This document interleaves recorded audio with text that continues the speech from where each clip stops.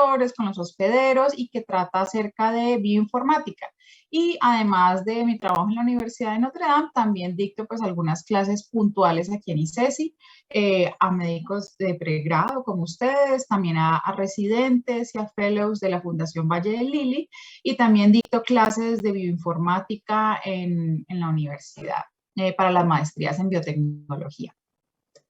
Bueno, entonces me gusta que participen en clase, que pregunten, por favor utilicen la opción de levantar la mano para pues darles la palabra y pues me van diciendo, no dejen por favor las preguntas para lo último. Bueno, entonces aquí, ¿por qué es importante para un futuro médico aprender acerca de artrópodos? Entonces, por ejemplo, ¿qué piensa Alejandro Saavedra? Hola, profe, ¿cómo vas? Buenos días, bien, gracias. Pues, profe, yo creo que al igual que los demás parásitos que hemos visto, pues algunos pueden ser potencialmente peligrosos para el humano y nos vamos a enfrentar a estos en la clínica y entonces pues es importante conocer más o menos cómo nos pueden afectar y cómo podemos ayudar a los demás. Muy bien, muchas gracias, Alejandro. Entonces, lo que pasa con los artrópodos de importancia médica, como dice Alejandro, es que unos nos pueden afectar de forma directa, pero hay otros que funcionan como vectores y vamos a hablar de esos. Entonces, el objetivo de este módulo de artrópodos es que puedan reconocer las diferencias, qué caracteriza a un artrópodo, qué lo diferencia de otros animales, cómo identificar esos artrópodos de importancia médica y pues ustedes van a tener la posibilidad de ir, tenemos laboratorio la próxima semana y la siguiente, entonces ahí la mayoría de los artrópodos que les voy a mostrar hoy, les voy a mostrar en el laboratorio y vamos a relacionar esos aspectos de la biología y de la morfología de esos artrópodos con las lesiones y con las enfermedades pues, que estos causan. Entonces, aquí en esta imagen, minimizo esto, no me deja ver eso. Estoy mostrando la diversidad de todos los organismos que tenemos.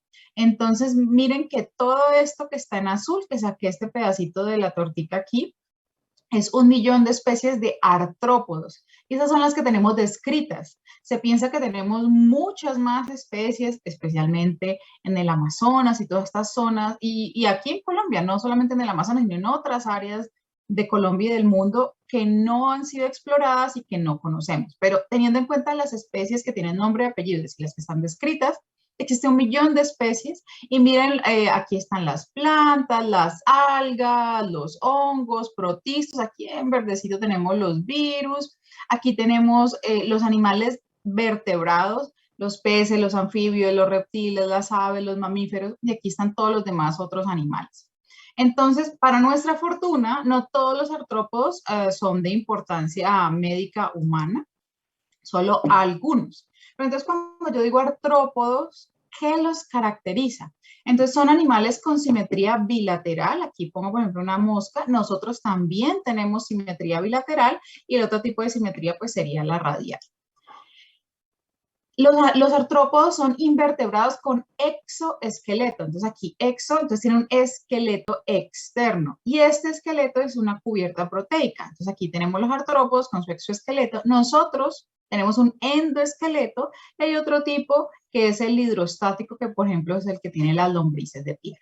Entonces ya van dos cosas, simetría bilateral y exoesqueleto. Bueno, ¿quién me puede decir esto de aquí qué es? Ana Isabel Oviedo, ¿tú sabes esta figura que corresponde? Pues es como esas chicharras, no sé. Exacto, pero esto que está aquí, Pues es como ese esqueleto que ellos mudan cuando se van a reproducir, creo que es. cuando están creciendo. Entonces, miren lo que les acabé de decir, que el esqueleto de los artrópodos es externo. Entonces, ellos para crecer, lo que sucede es que pierden ese esqueleto externo, y de adentro sale el nuevo artrópodo más grande. Entonces, por ejemplo, aquí este es un mosquito. Entonces, aquí está perdiendo su exoesqueleto y de dentro de esta cascarita, que es esta, sino que simplemente el estado inmaduro de los mosquitos es acuático, sale el nuevo estadio. Entonces, esa es la forma en que los artrópodos crecen. Todos los artrópodos crecen así.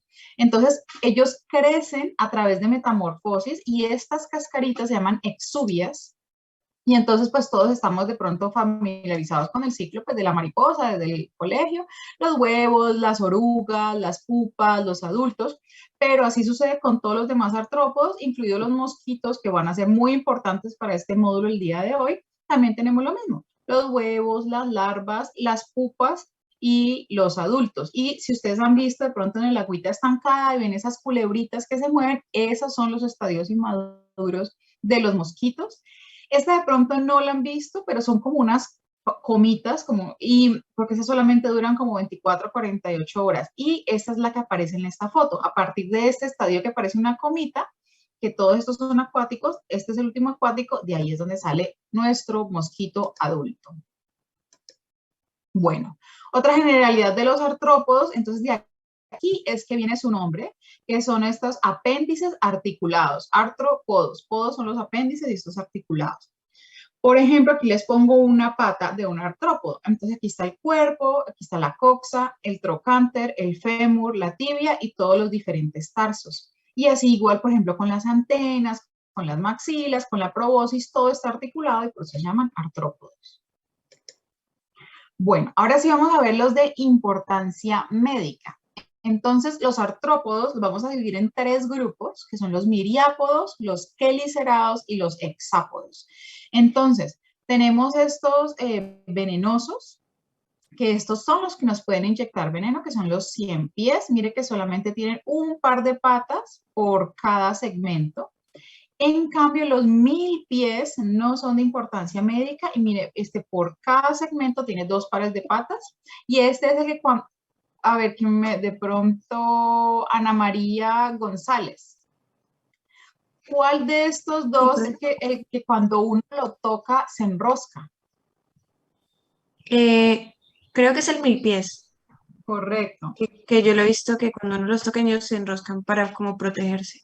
Exacto. Entonces, el que nos va a inyectar veneno es este, pero no todas las especies le pueden causar daño al hombre, solamente algunas. Entonces, esos que vemos aquí en la zona urbana de Cali o en otras zonas del país, pues no nos van a causar problemas, son los grandes, coloridos, eso sí. De resto, los otros los pueden dejar tranquilo, que aunque los toquen también no se van a enroscar, pero sí van a desplazarse rápidamente y evitar el lugar.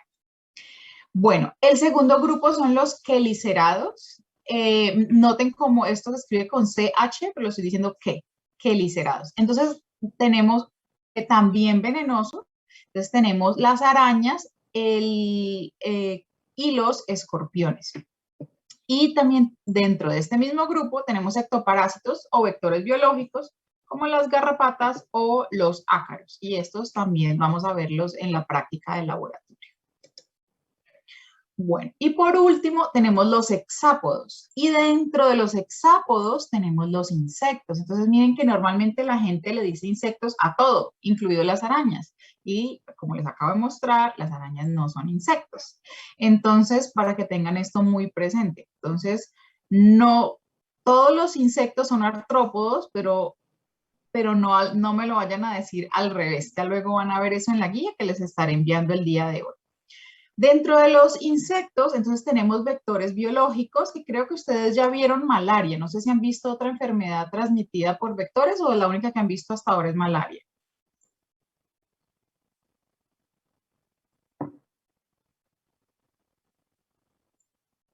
Andrea, ¿han visto alguna enfermedad transmitida por vectores o hasta el momento solo malaria? Creo que pues vimos Chagas. Ah, qué bien. ¿Y cuál otra? Profe, también leishmaniasis. Ah, bueno, listo. Yo pensé que ya habían visto la práctica con el profe Diego de malaria. Bueno. Entonces, bueno, entonces los tenemos como vectores biológicos. Entonces tenemos los mosquitos, los piojos, las pulgas, no todas las especies de piojos, ya les voy a decir cuáles. Vectores mecánicos, como las moscas. Esto significa que el vector biológico es aquel que lleva el virus, la bacteria, el parásito dentro de su cuerpo, y este sufre un proceso de o se transforma ese patógeno o se multiplica y luego vuelve y sale a través de este vector biológico. En cambio, el vector mecánico simplemente lo va a llevar de forma externa en sus patas, por ejemplo, como la mosca, y luego lo va a transportar, por ejemplo, de las heces fecales y se para en la comida que alguien está comiendo. Pero no entra ni se desarrolla ni se multiplica dentro del cuerpo, pues, de la mosca. Y otros también aquí en este, entonces mire que tenemos venenosos en los miriápodos, tenemos venenosos en los quelicerados y tenemos venenosos en los hexápodos. Y venenosos aquí tenemos las avispas, las abejas y las hormigas.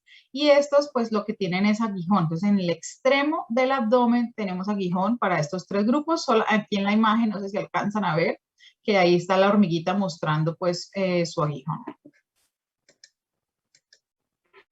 Bueno, entonces tenemos artrópodos de importancia médica, entonces pueden afectar la salud humana de 4 diferentes maneras. Entonces, vectores biológicos, tengan esto muy presente, si quieren tómenle captura de pantalla a esto. 4 maneras: vectores biológicos, vectores mecánicos como ectoparásitos o estos que pueden tener la picadura o mordedura venenosa. Pues son 4 formas de afectar la salud humana. Entonces, esto enlaza con la pregunta que les hice en la primera diapositiva, que fue lo que respondió Alejandro. Entonces, la respuesta más completa sería con estos 4 puntos a tener en cuenta. Por eso es importante que un médico sepa artrópodos. Bueno, entonces, si vamos a hablar de ellos como desde el punto de vista de vectores biológicos, entonces, estos parásitos, y existen parásitos y virus que causan estas enfermedades, que van a ver ustedes pues ahorita en este curso.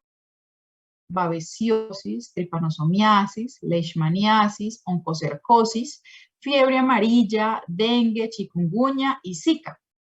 Entonces, lo que ustedes van a aprender conmigo es cuál es ese nombre común del artrópodo vector de cada una de estas enfermedades y unos aspectos de su biología, cosa que cuando les llegue un paciente y ustedes estén en consulta, a partir de dónde ha estado el paciente, dónde ha viajado, qué ha hecho, o de pronto qué tipo de lesiones pueda tener en su piel o algún tipo de síntomas, ustedes puedan pensar, eso se relaciona con la biología de este artrópodo de esta forma.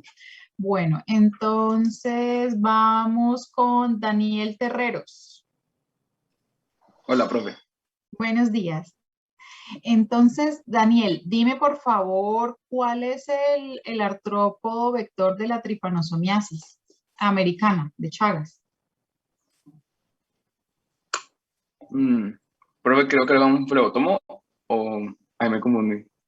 No, no, son unos chinches, los triatominos, son grandotes. Los de la leishmaniasis son flebótomos y son chiquitos. En inglés, de hecho, los de la leishmaniasis tienen el nombre de moscas de la arena porque son diminuticas.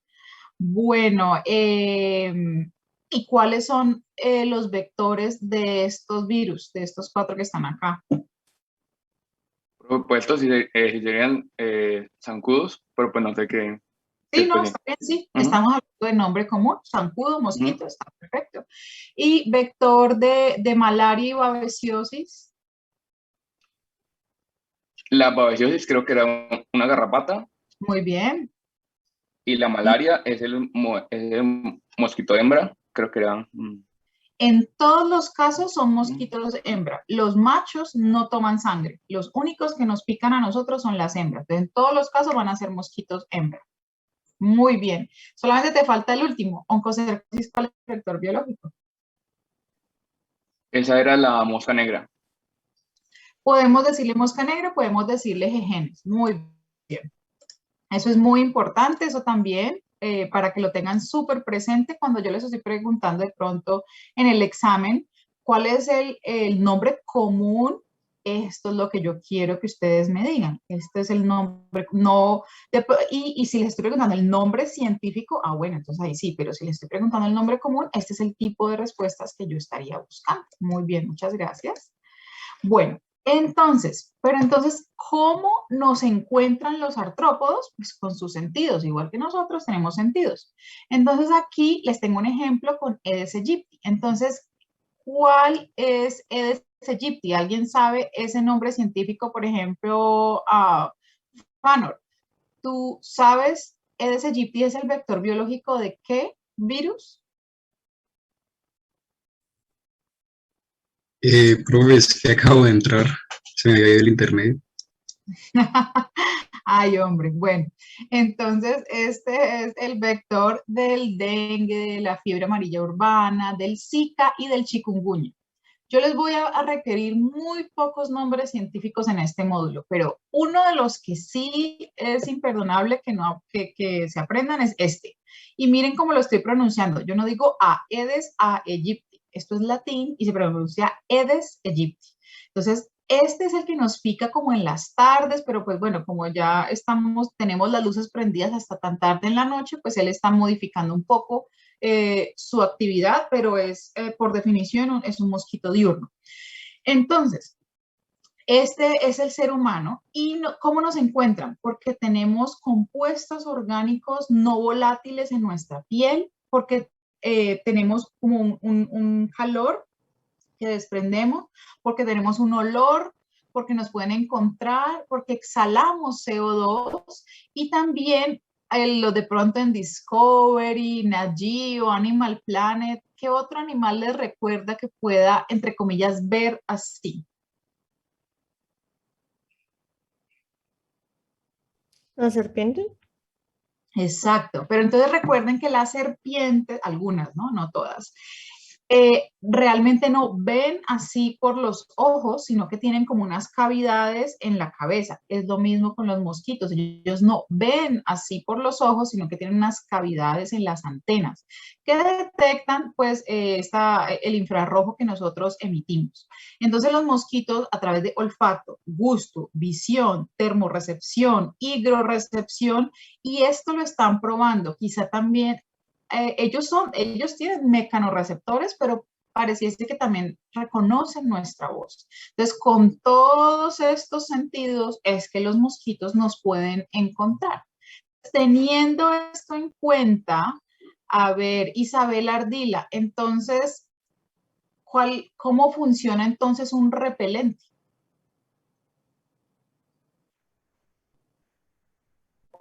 Profe, de pronto disimula el olor de la persona.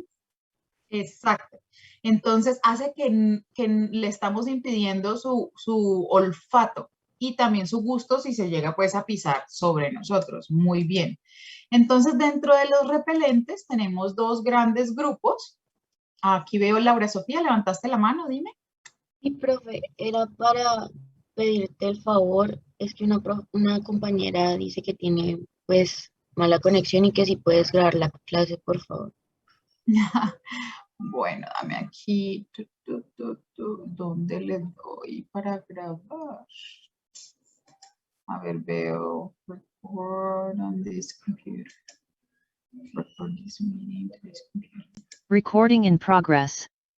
Bueno, listo. Entonces existen dos tipos de repelente.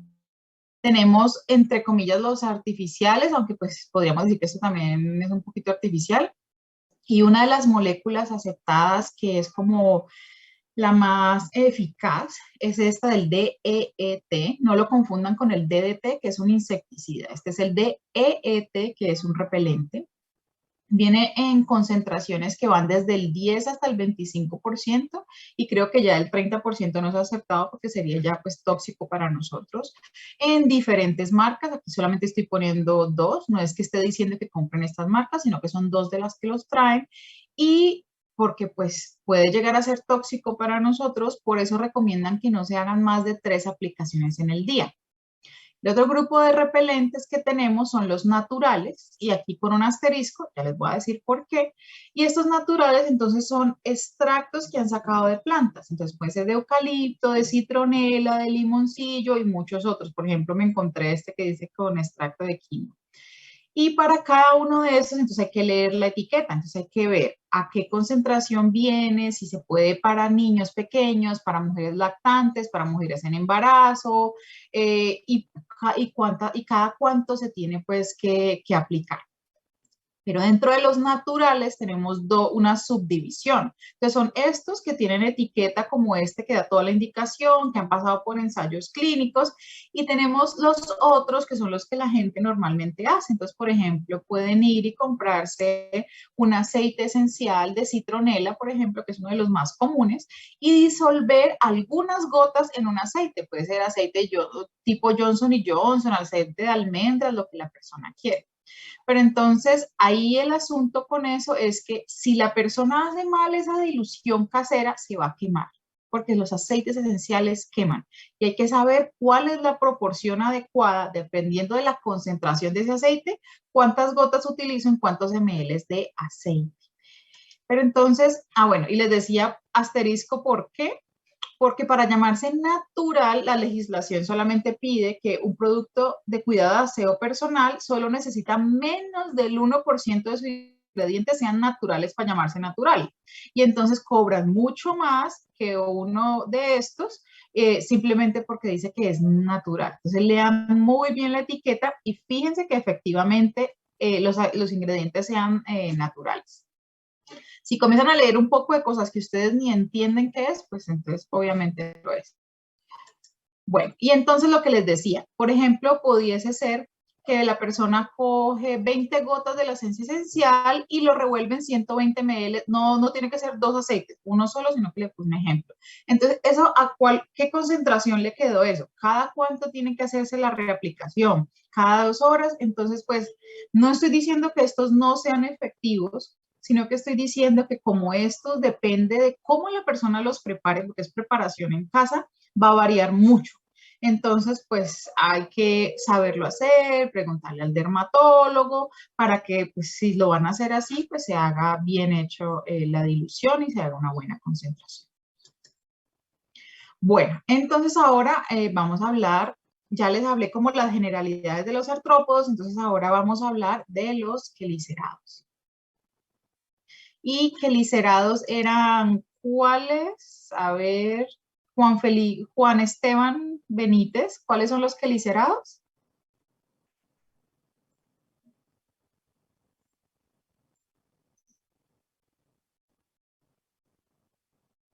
Juan. Hola, profe, ¿me escuchas? Sí, buenos días. ¿Cuáles son los quelicerados?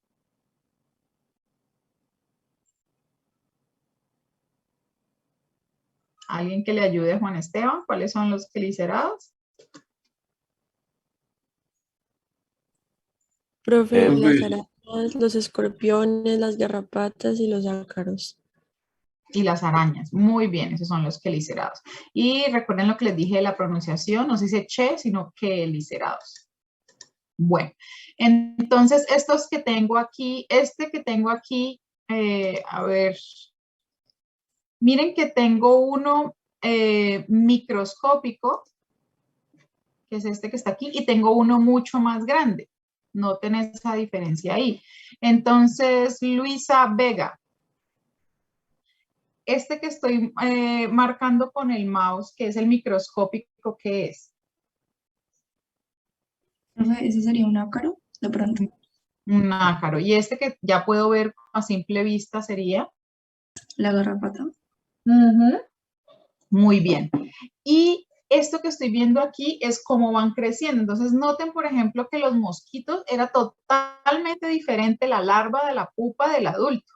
En cambio, hay otros que mientras crecen se ven exactamente iguales. Y así le pasa, por ejemplo, a la garrapata. Entonces, bueno, vamos a empezar con los ácaros. Hay pocas especies realmente plantean problemas médicos en humanos, pero los que afectan a los humanos lo hacen de 3 formas. Entonces tenemos vectores biológicos y ahí tenemos una rickettsia, no es necesario que se memoricen eso, porque esta rickettsia está ausente en Colombia, pero solamente para que sepan el concepto. Ah, sí, existe un ácaro que es vector de una rickettsia ausente en Colombia. Lo más común y que sí vamos a tener aquí en Colombia es que vamos a tener una irritación de la, pueden generar irritaciones en la piel, una dermatitis, o pueden llegar a ser fuentes de alérgenos. Aquí tengo, bueno, ok, bueno. Listo. Entonces, si los ácaros están haciendo una irritación de la piel, entonces aquí les tengo, este de aquí es el ácaro de la sarna, Sarcoptes cabiei. Este que tengo aquí son los ácaros de los folículos y glándulas sebáceas, que son los démodes. Y este que está aquí en rojo, que no es solamente la foto pintada, sino que son rojos, son las larvas de ácaros trombiculidos.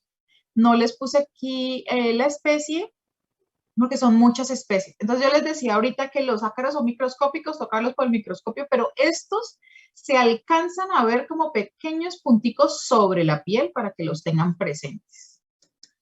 Bueno, entonces los ácaros de la sarna o Sarcoptes cabiei te reciben muchos nombres comunes: sarna, carranchil, siete lucha, chanda, alergia, escabiosis. Y entonces aquí lo que estamos viendo es el cuerpo redondito. Esta de aquí es la cabeza con su aparato bucal y aquí están las paticas. 1, 2, 3 y 4. Y las del otro lado. 1, 2, 3 y 4. Y este pues el extremo pues posterior del animal. Bueno, es el adulto el que penetra la piel de la persona y va a hacer unas galerías, unos surcos. Y esto va a suceder en las capas superiores de la piel y esto es importante para el diagnóstico, ya les voy a decir por qué. Entonces lo que va a hacer la hembra es que va a depositar los huevos a partir de los cuales salen las larvas, las ninfas, y que también van a excavar galerías. Entonces la hembra va a estar depositando huevos y heces por aproximadamente 2 meses. Ahí muere, pero esos que están creciendo pues la van a reemplazar. Entonces miren, aquí se ve, esta es la superficie de la piel, hace este huequito y en esta galería es donde va avanzando y comiendo y se va a ver pues este rash de forma externa. Entonces lo que pasa es que los síntomas son debidos a la reacción de hipersensibilidad o alergia al ácaro y a las heces del ácaro. Esto está de distribución mundial, es decir, distribución cosmopolita. Es un parásito obligado y este dato ténganlo muy presente. Puede sobrevivir máximo 3 días lejos del huésped. Y esto es importante para ustedes como médicos, porque aquí así es que le van, teniendo en cuenta este dato, este número mágico, como le digo yo, van a poder decirle a su paciente qué hacer. Entonces, ténganlo presente. Ácaro de la sarna, puede sobrevivir máximo 3 días y ya les voy a decir por qué ese número mágico es importante. Se puede perpetuar en un hospedero de forma indefinida, porque aunque solamente vive 2 meses, recuerde que está poniendo huevos, entonces todo el tiempo va a tener una nueva generación. No es hematófago, ingiere fluidos intracelulares, y aquí tenemos nuevamente una fotico.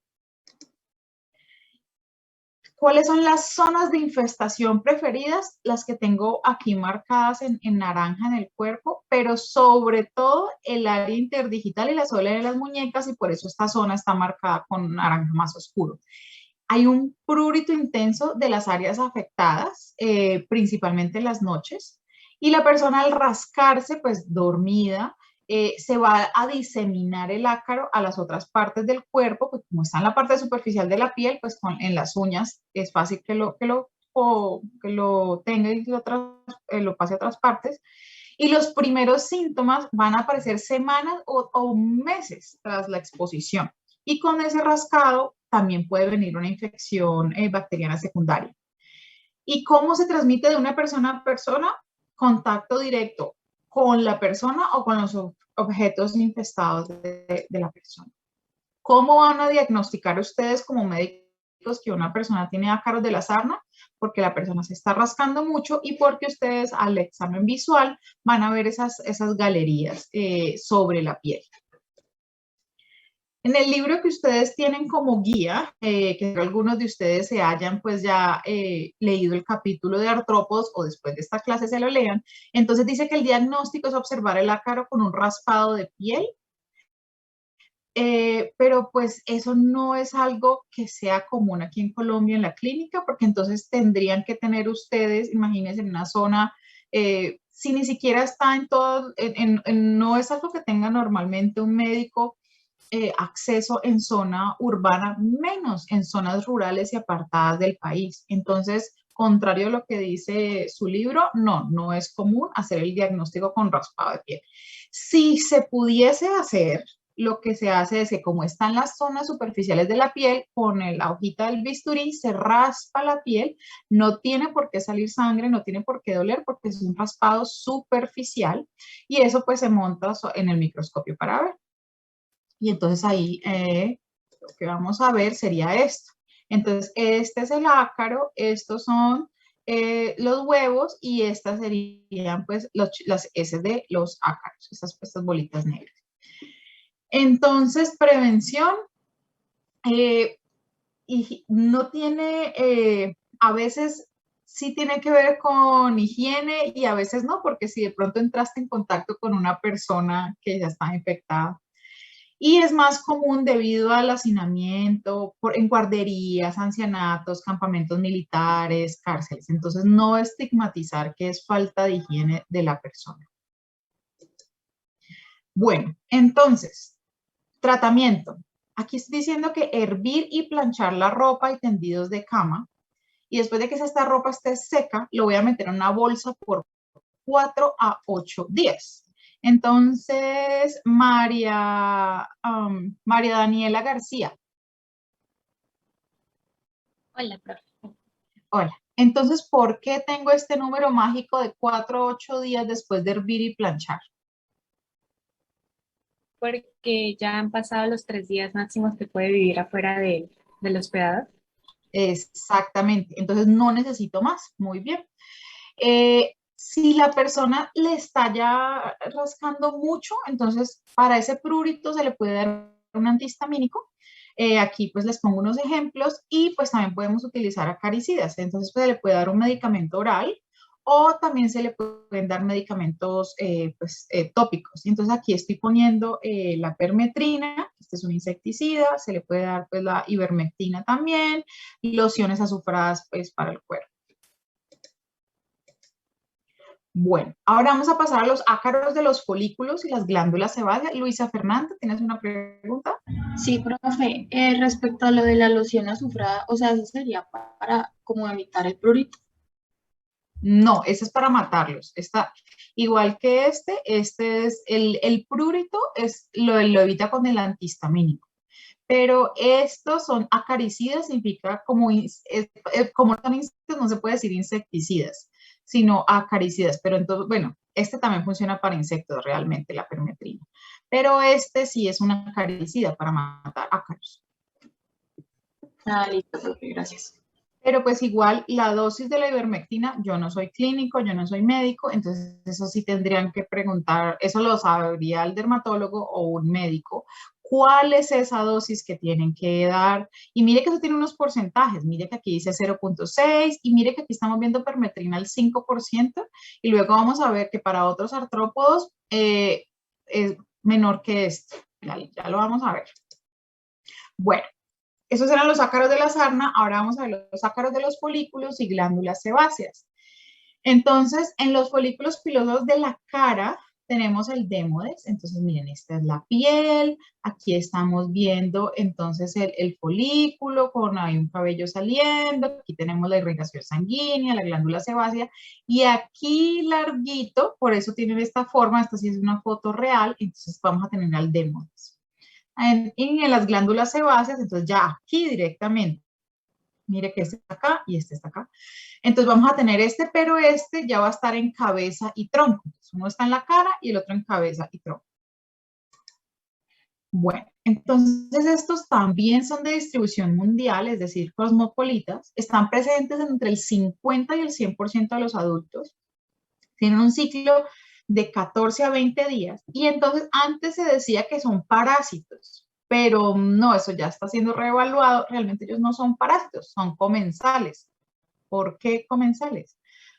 ¿De qué se alimentan ellos? Ellos no son hematófagos. Ellos se comen el sebo, o sea, la grasa de nuestras glándulas sebáceas, queratina, células muertas y bacterias. Entonces nos están limpiando la piel. Entonces, si los erradicamos, vamos a romper este equilibrio que tenemos en la piel y entonces ahí sí nos vamos a ver afectados. Entonces, si ellos están en una población en exceso, nos causan enfermedad. Pero si los erradicamos, también nos vamos a enfermar. Entonces tiene que haber un equilibrio donde no haya muchos de ellos, sino su número normal, y ahí nos vamos a beneficiar nosotros y no nos van a causar problemas. Cuando ya son problemas, cuando ya hay sobrepoblación, entonces miren estas pequeñas goticas, que se ven como goticas, son realmente el ácaro que se ve aquí en las pestañas. Bueno, entonces, general, entre el 50 y el 100% de los adultos tenemos démodes, entonces generalmente los individuos somos asintomáticos. Pero en las personas en las que sí pueda llegar a causar enfermedad, puede causar acné, puntos negros, inflamación de los párpados, por eso les monté la foto anterior, anormalidades del escalpo, erupciones del tronco. Pero entonces, como les digo, está ese debate. No, eso siempre causa enfermedad y entonces es por falta de higiene, entonces tengan presente que hay como ese debate. En el libro guía de ustedes, nuevamente decía que se diagnostica por microscopía, sí se ve que viene escrito, pero pues ya le dije, eso no es tan común tenerlo aquí. Entonces, ¿cuál va a ser el tratamiento? Nuevamente, ivermectina oral y loción azufrada, porque pues es un ácaro, entonces se pueden matar con ese acaricida. Tercer grupo de ácaros, ahora vamos con los ácaros trombicúlidos, y recuerden que les dije que los ácaros son microscópicos, pero estos sí los pueden ver a simple vista y se ven como esos pequeños punticos rojos. Entonces, mira, aquí está la vegetación. Si se acercan muy bien a una ramita o a un pasto, en la punta van a poder ver las manchitas. Entonces, los estadios adultos van a infestar el pasto y la vegetación en general, y las larvas, pongo entre comillas, buscan al humano y son los que causan la irritación de la piel. Entonces, vamos con Paula Riascos. Hola, profe. Buenos días. Entonces, el mosquito, ¿cuál es el estadio que es el hematófago, el que toma sangre de los humanos? ¿Larva, pupa o adulto? Adulto, profe. El adulto. En cambio, miren que en este caso, en el de los ácaros trombicúlidos, son las larvas las que están buscando al adulto y los que causan la irritación. Entonces, esas larvas se van a alimentar sobre la persona por 3 a 4 días, pues si la persona no se da cuenta, pero son estos punticos rojos, si la persona está pendiente, pues los va a ver. Y luego entonces no va a progresar la enfermedad. Pero si la persona, digamos que no se da cuenta, después de 3 a 4 días de estarse alimentando, pues va a caer al suelo. Y ahí pues ya va a mudar a ninfa y adulto.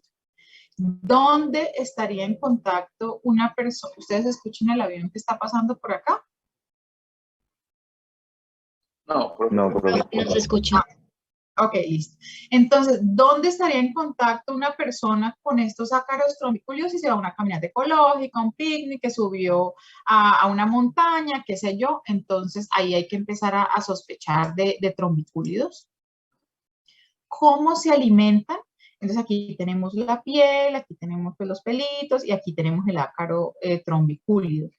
Entonces, con sus quelíceros, aquí está realmente como si estuviera de cabeza. No se alimenta paralelo a la piel, sino como de cabeza, digámoslo.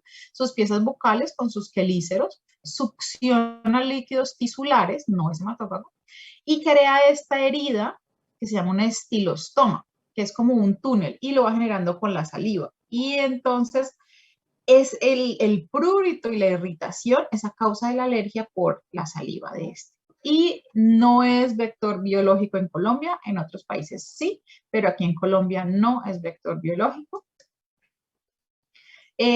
¿Cómo lo van a ver? Como les decía, Depende si la persona se da cuenta que los tiene o no. Si la persona se da cuenta, se me subieron los trombículos, pues obviamente se los va a retirar. La forma de retirarlo, como son tan chiquitos, a uno no le cabe ni dentro de, uno no puede ni con las uñas. Se puede tomar, envolverse los dedos con cinta. Ay, yo estoy hablando con las manos y no sé si ni siquiera me están viendo. ¿Ustedes me ven? Sí, profe. Sí, profe. Entonces se envuelven los dedos con cinta por el lado que pega. Y entonces se tocan la piel y se los pueden retirar o pues pedirle ayuda a la mamá o no sé, a alguien. Pequeñas, ya me empezó a rascar también, pequeñas manchas rojizas, se ven como estas pápulas, pero hay una clave y es que si ustedes no ven el ácaro, ellos tienen un lugar predilecto. Entonces, los tobillos, detrás de la rodilla, donde la ropa apriete o donde hayan estos dobleces de piel, ahí es donde a ellos les gusta, donde la piel apriete o está donde la ropa apriete o está en contacto con la piel. Entonces los ácaros se pueden ver como puntos rojos en el centro de una arenchada o no se ven porque de pronto ya se han caído. Si el paciente no los notó y puede llegar a la irritación severa y esto puede desencadenar fiebre, interrupción del sueño, infección bacteriana secundaria por escoriación, pero pues digamos que lo más común, si la persona pues se dio cuenta, es que se los retire ellos mismos y pues, no llegue a consulta. Bueno, entonces, ¿cómo hacen ustedes para hacer el diagnóstico? Esta persona fue picada por larvas de ácaros trombicúlidos, por las pápulas eridrematosas que ya les mostré, de distribución restringida a estos sitios preferidos, que es por ejemplo los tobillos, visita reciente a un lugar con vegetación, que el paciente estuvo de paseo, estuvo en actividad al aire libre, pero pues si el ácaro ya ha caído, porque recuerden que solamente se alimenta por 3 a 4 días, entonces de pronto ustedes no lo van a ver. ¿Y cuál va a ser el tratamiento? Las lesiones se autorresuelven en 5 a 14 días. Y opcional, depende qué tan desesperado esté el paciente, pues sí le pueden dar el antiprurítico, el antihistamínico, el esteroide, depende. ¿Cuál es la prevención? Pues cuando uno sale, pues no estar en sandales, preferiblemente en zapatos cerrados, y el repelente. Y algo importante del repelente es que el repelente no solamente debemos aplicarlo sobre la piel, el repelente también lo podemos aplicar sobre la ropa y entonces pues eso ayuda. Y en este caso sería sobre los zapatos y el pantalón, bueno, o sea, lo que sea, pero no necesariamente, no solo sobre la ropa. Bueno, entonces ahora otro grupo de ácaros, que son los que son fuente de alérgenos, los ácaros del polvo. Entonces, ¿cómo se va a manifestar que una persona tiene esta alergia a los ácaros del polvo? Rinitis alérgica, entonces que estornuda, moqueando, los ojos con picazón, o puede ya llegar al punto de asma, que tiene ese silbido y esta dificultad para respirar. ¿De qué se alimentan estos ácaros? De las células de la piel que perdemos las personas. Y el lugar donde son más abundantes es en nuestra cama, pero también están en muebles de tela o en alfombras. Y pues tienden a preferir ambientes cálidos y húmedos. Entonces, ¿qué es lo que nos causa la alergia? Es las proteínas de los ácaros. Ya puede ser el ácaro vivo o el ácaro pues ya muerto, en descomposición. Y nuevamente, sus excrementos.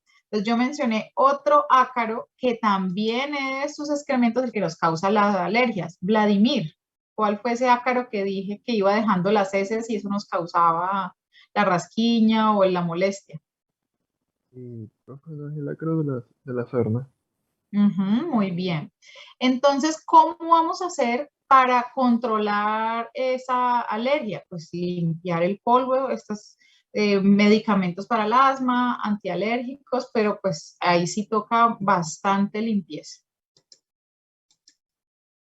Bueno, entonces aquí esto es como un resumen de los ácaros que acabamos de ver. Entonces tenemos los de la sarna, Sarcoptes, que se localizan en las capas superficiales de la piel. Entonces, aquí tenemos la piel y entonces aquí en las capas superiores es donde vamos a tener los de la sarna. En cambio los Demodex los vamos a ver ya en la parte interna y los vamos a ver en los folículos o en las glándulas sebáceas. Y el otro ácaro, este sí ya lo que nos afecta es la proteína de estos ácaros y ya pues tenemos algo a nivel del epitelio pues pulmonar. Bueno, ahora estos otros. Ya terminamos con los ácaros, ahora este es otro grupo de artrópodos. Les voy a dar pistas y me dicen cuál es. Entonces, son vectores biológicos. Todos los patógenos que transmiten son zoonosis en nosotros. Transmiten parásitos como la babesia, bacterias como las rickettsias y también transmiten virus, aunque en Colombia parece que no transmiten virus. Sara Sofía, ¿de qué artrópodo estoy hablando? No, profe, no sé. Alguien lo dijo al iniciar la clase, ¿quién se acuerda? Profesor, ¿son las garrapatas? Las garrapatas, exactamente. Las garrapatas transmiten parásitos, bacterias y virus. Entonces, las garrapatas, esas sí son fácilmente visibles a simple vista. Aquí tenemos el ciclo que van de los huevos, las larvas, las ninfas y los adultos. Estos sí son hematófagos. Mire que estábamos hablando que los ácaros no eran hematófagos, pero estas sí son hematófagas. Son más oportunistas que específicas de un hospedero. Entonces, así a lo que pase, el animal que sea, humano, lo que sea, se... Y alrededor de la zona, pues, donde están alimentándose, puede ser roja o hincharse. Y aquí tengo, pues, diferentes garrapatas que también estaremos, pues, en el laboratorio. Bueno, entonces, cuando la garrapata se alimenta, aumenta enormemente el tamaño. Entonces, no es que sean diferentes especies que a veces uno ve sobre, por ejemplo, el perro de la casa o una vaca, un caballo, sino que es la misma, sino que se distiende su cuerpo al tomar la ingesta. Hay que revisar muy bien a los niños, por ejemplo, si han estado en una finca o si en la casa tenemos mascotas que sabemos que tienen garrapatas, porque ellas pueden incluso hacerse pues en la cabeza. Aquí les tengo la garrapata, tiene sus 4 pares de patas, aquí su cabeza, su aparato bucal, sus quelíceros. Pueden picar cualquier área, pero prefieren las protegidas, por eso les digo que miren el escalpo y otras áreas. Y el asunto con las garrapatas es que pueden durar a 7 a 9 días adheridas. Entonces, así el niño se bañe, se eche champú, lo que sea, esa garrapata no se va a caer. Entonces, por eso toca hacer un examen detallado. ¿Cómo prevenir las garrapatas? También, pues cierto, si vamos a ir a un lugar donde sabemos que de pronto hay animales que las tienen, ya sean pues domésticos, por ejemplo, en una finca, zapato cerrado, pantalón largo, repelente, como les dije nuevamente, no solo en la piel, sino también en la ropa, y revisar las mascotas y las personas pues en áreas donde sabemos que podemos entrar en contacto. ¿Cómo vamos a remover estas garrapatas? Pues aquí les estoy dando una pista con la imagen. Vladimir, Señora. ¿qué te indica estas figuras? ¿Por qué este está como con raya de no hacerlo así y este sí? O sea, que por la figura que puedes intuir. Profe, yo creería que pues si usted lo toma por el cuerpo, quedaría la cabeza dentro de la piel, o por lo menos la zona bucal, y además pueden estallar y pueden romperse, y quedaría como o sea, como el cuerpo ahí pegado todavía. Mientras que usted si lo saca como por la cabeza, pues saca el cuerpo completo, es lo que yo creería. Muy bien. Además de esas dos cosas que intuiste que están perfectamente bien, es que esto es como, la garrapata es como un saquito. Entonces, si yo aprieto ese saquito, lo que voy a hacer es a depositar todo su contenido intestinal en la persona.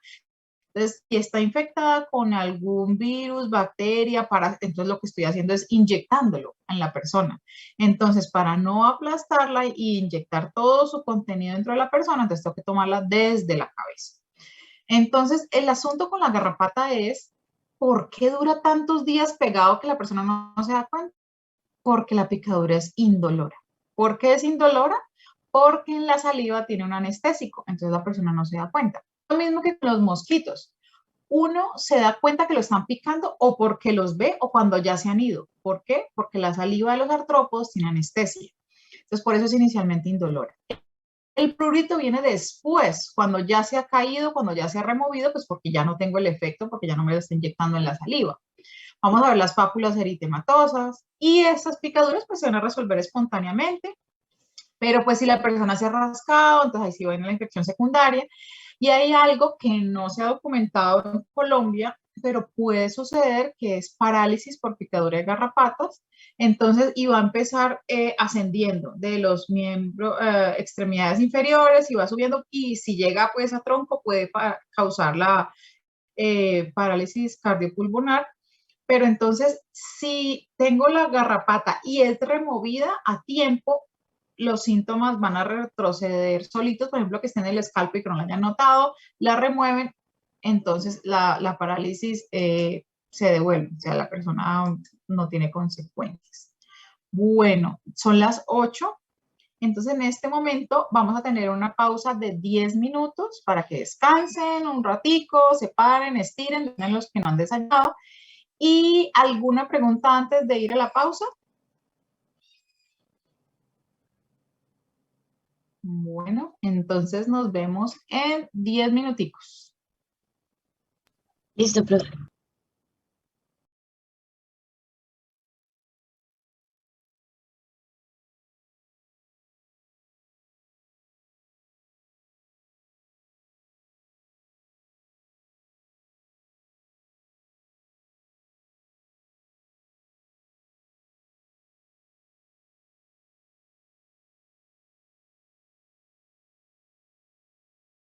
Recording stopped.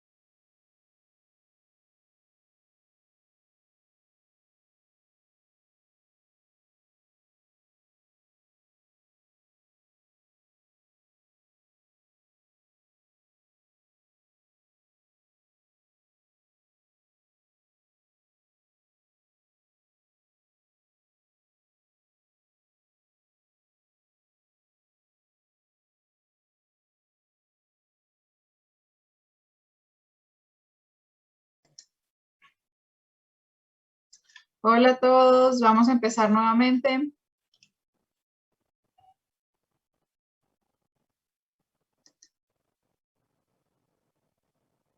Hola, ¿me escuchan? Sí, profe. Sí, Hola, profe. profe, sí. Hola, Listo. profe. Vale, vamos a continuar. Recording in progress. Ok, bueno, entonces espero que se hayan estirado un poco y estén listos para continuar. Bueno, entonces el primer grupo que vimos fue el de los miriápodos, hablamos un poquito que habían ahí venenosos, luego hablamos de los quelicerados y ahora vamos a hablar de los hexápodos. Y dijimos que los hexápodos, a ver, vamos a preguntarle a Jennifer Pérez. Entonces, los hexápodos, ¿qué tipo de artrópodos incluyen?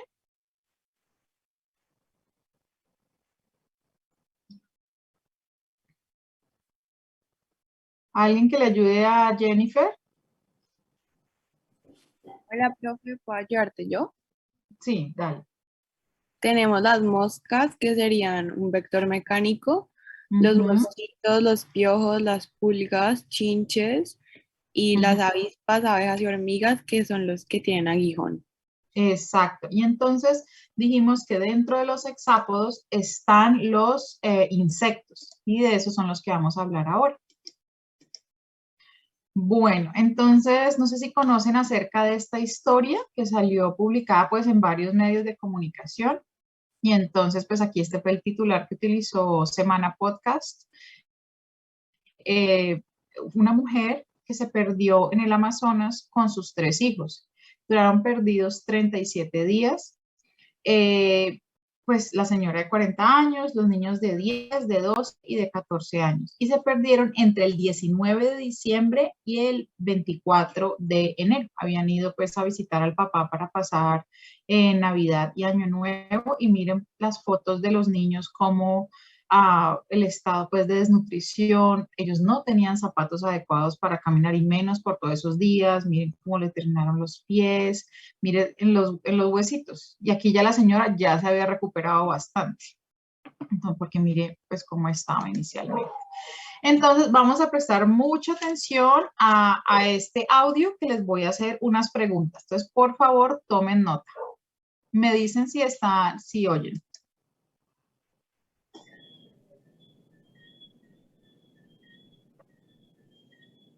Fue la del 23 de enero. Pues eso fue un momento muy feo porque yo, a pesar de que estaba preocupada, que estábamos por allá perdidos en esa montaña, me preocupó que nos bañamos y yo le descubrí a los niños que tenían la cabecita, pues la niña grande tenía 2 nuches en la cabeza, tan chiquitos, pero me preocupó porque eso se crece. Los niños, el niño chiquito, el niño de 12 también dijo que él también tenía mucho picazón. También tenía, en el cuerpo tenía 2 y en la cabeza tenía 1. Y la niña pequeñita, pues tenía ¿cómo le digo yo? Una cosa así como un hueco en la cabeza. Y eso era lleno de gusanos. Entonces, pues nos tocó lavarle, sacarle los gusanos con un palito.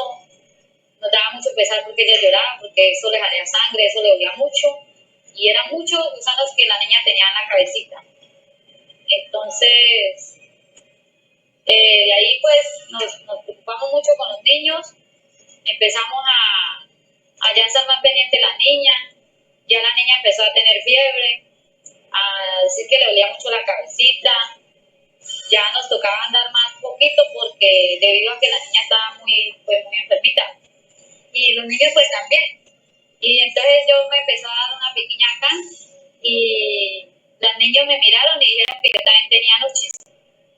Y pues también me preocupé más porque pues imagine uno con una cosa acá. Eso es preocupante porque yo sé que los bichos se van creciendo y se llegan creciendo a ellos y a mí también.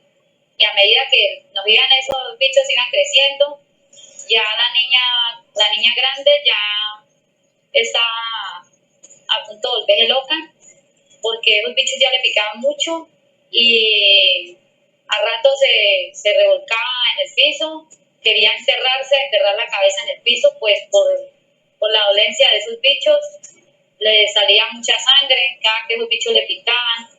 Ella quería morder los palos, ya se volvió como agresiva, decía que la ayudara, que esos bichos la iban a matar, que ella sentía ya la cabeza dormida del dolor, debido a los picazón de esos bichos. Pero llegó. Bueno, entonces, alguien que me diga qué artrópodos son los que tuvieron ellos en contacto mientras estuvieron perdidos allá entre Puerto Leguízamo y que finalmente llegaron caminando hasta Yubito, o Yubito, no sé cómo se dice.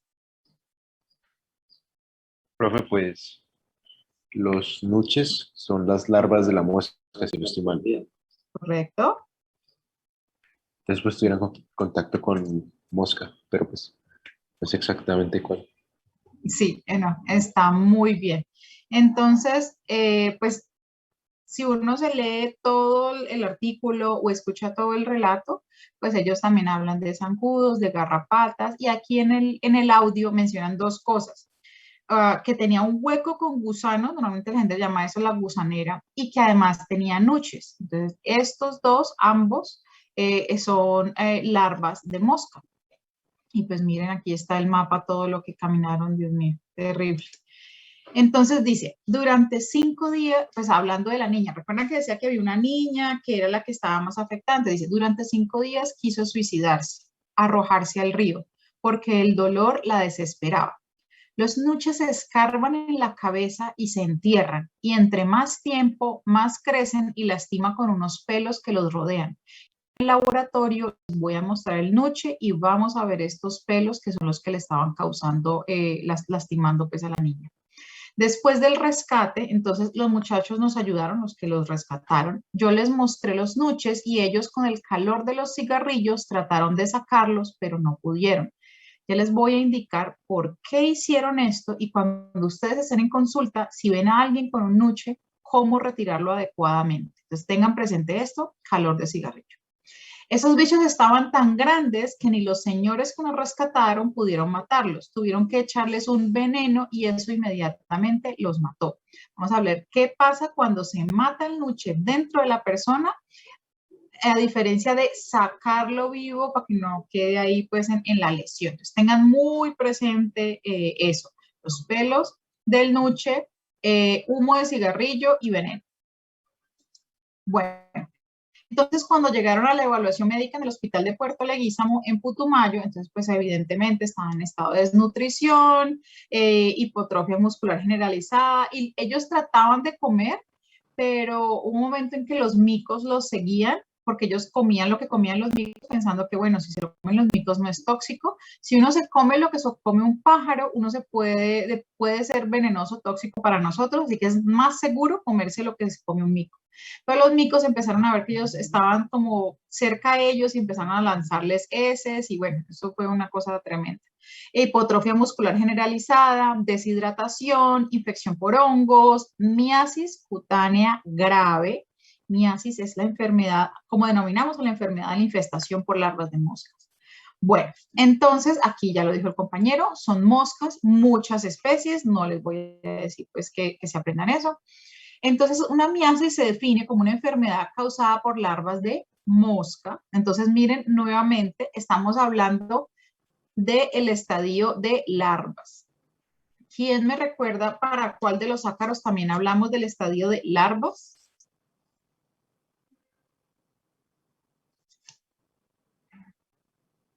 Que dijimos que eran unos ácaros rojos que se pegaban a la piel. Los trombicúlidos después. Trombicúlidos, exacto. Larvas de ácaros trombicúlidos y larvas de moscas. Las larvas de las moscas, es simplemente para que tengan presente que depende de los diferentes estadios de los artrópodos, no todos afectan al humano. Entonces, por ejemplo, el adulto de las moscas es vector mecánico de patógenos. pero eso es diferente a que la larva vive como parásito en el tejido humano.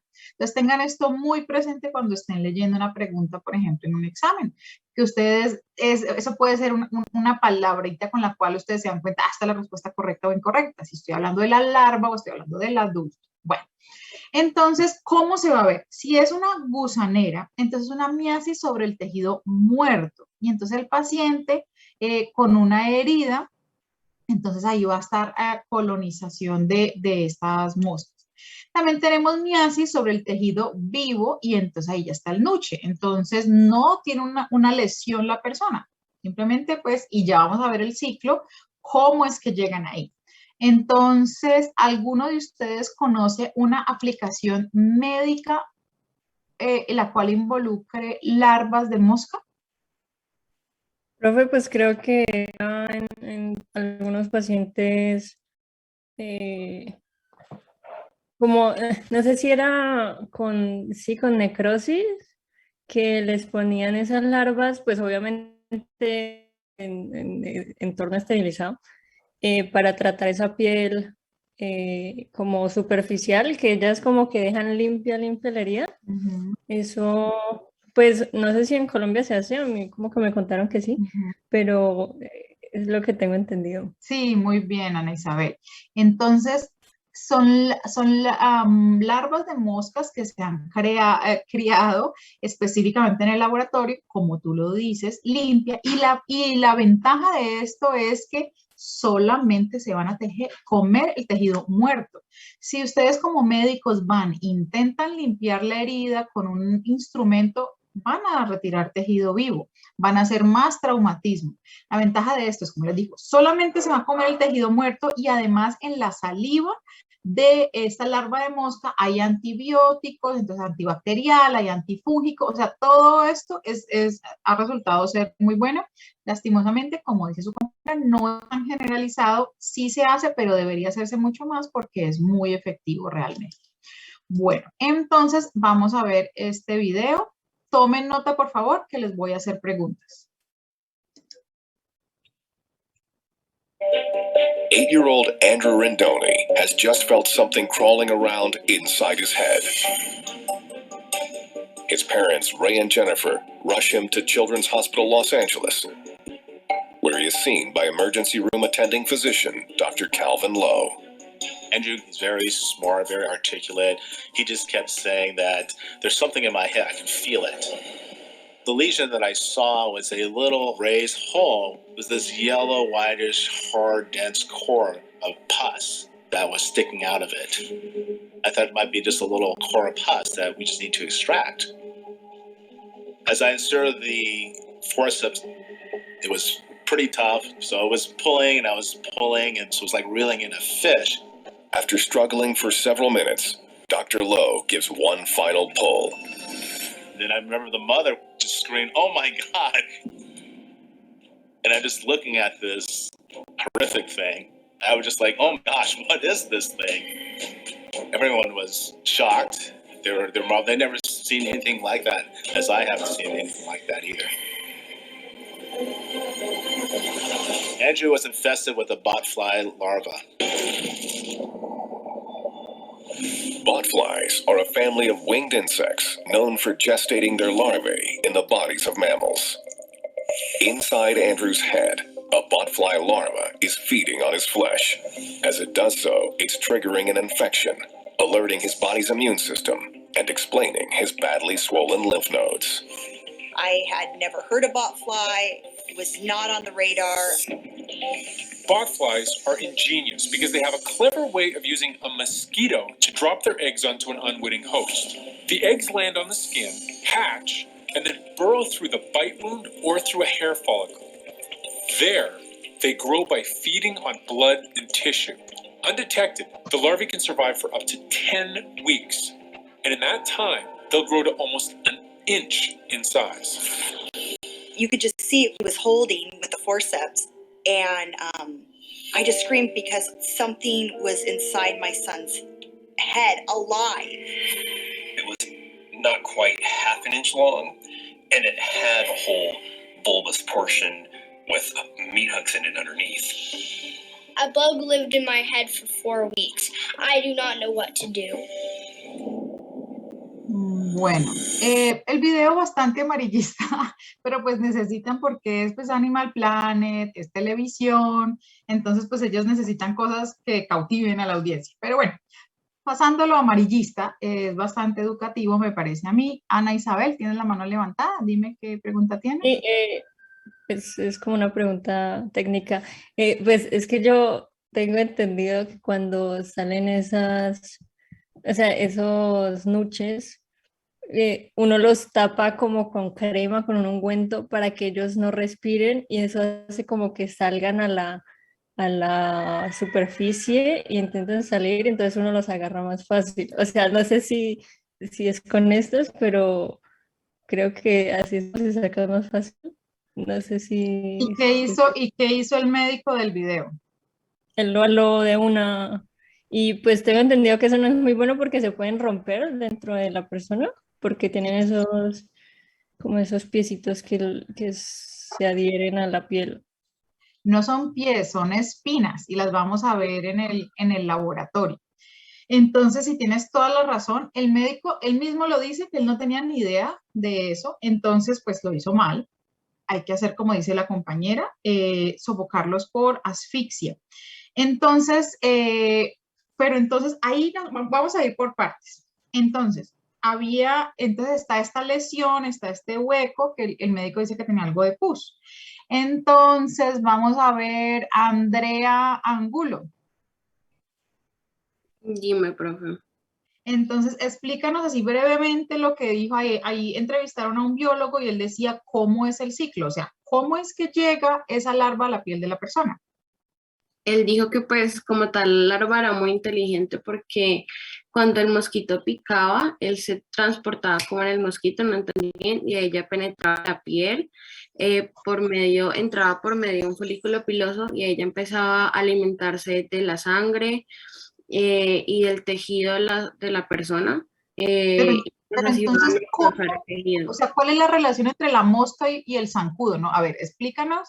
¿Qué es lo que pasa ahí? ¿Cómo así que mosca y ahora me hablas de zancudo o de mosquito? ¿Qué es lo que pasa? Yo entendí, o sea, lo que vi en el video es que pues lo que él decía era que la larva era muy inteligente porque se transportaba como en el mosquito. Eso fue lo que entendí. Entonces, cuando el mosquito iba a picar pues al humano, pues normalmente, ahí llegaba la larva y era donde penetraba la piel. Tienes un detallito que todavía no cuadra. Alguien que quiera aclararnos cómo es que llega, cómo es esa relación mosca-mosquito-zancudo. ¿Quién le quiere ayudar a la compañera?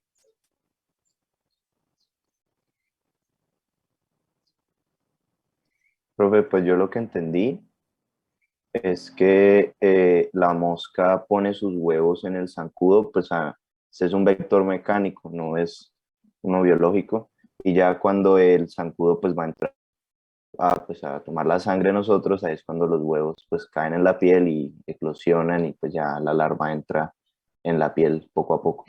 Exacto, Alejandro. Entonces, en vuelo, la mosca atrapa al mosquito, le pega los huevos con un pegante. Cuando el mosquito se para sobre nosotros para picarnos, nuestra temperatura corporal disuelve este pegante, el huevo cae a nuestra piel y eclosiona. Y como dice el compañero, por una herida o por un folículo, ahí es que ingresa la larva. Entonces, lo que transporta, ese es el detallito que tenía la amiga, la compañera por corregir. Lo que transporta el mosquito no es la larva, el mosquito transporta los huevos. Y ya sobre nuestra piel eclosionan y sale la larva. Bueno, entonces son moscas, tienen como larva un ciclo de 40 a 50 días y miren que el niño decía que esa larva vivió sobre él por 4 semanas. Entonces casi llega al estado de pupa, o sea, ya en ese momento ya esa mosca iba a abandonar al niño porque ya iba al piso a pupar. Pero el problema es que molesta mucho, mire, que es lo que decía, duele, lastima por estas espinas. Todos estos anillos de espinas, son los que vamos a ver en el laboratorio.